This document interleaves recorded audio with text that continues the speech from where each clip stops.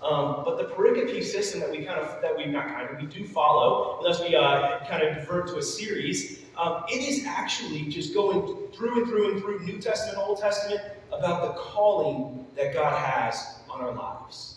And so we kind of sketched it out for about the next 3-4 weeks.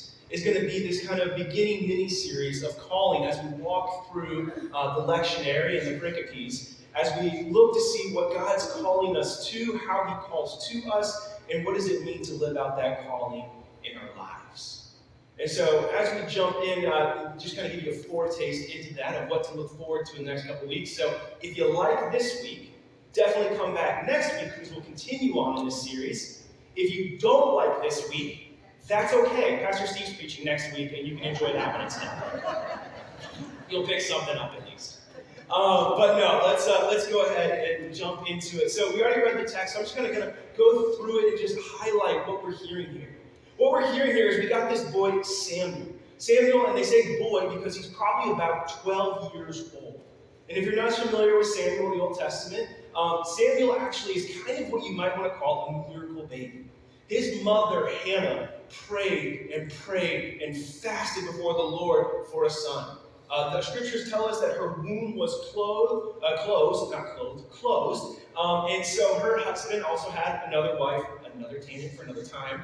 But she was plentiful with children, and she just ragged on Hannah for the blessings she had and the blessings that lacked from Hannah because she couldn't bear children.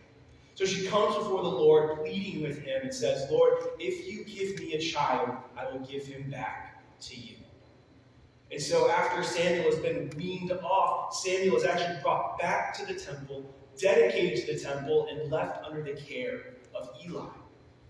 And so Eli has other sons as well, and so I hope you go back, maybe just read Samuel's chapters 1 through 3 so you can kind of get this glimpse, but again, I'll give you some smart notes. He has some other sons, and he's part of this Levite clan who's in charge of the sacrifices, the offerings inside the temple, and his sons are just rotten to the core.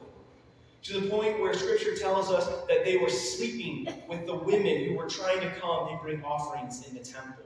That they were stealing the fat, the good portions of the offering for themselves because they didn't want to eat what God had already selected of the portions of the offering to be for the Levites. Leaving the good, the fatty portions for himself. And so they're sinning against the Lord in the house of the Lord. And these rumors, it goes out quickly. People are hearing what's going on. They come to Eli and they say, your sons are doing all this stuff. And he fails to act.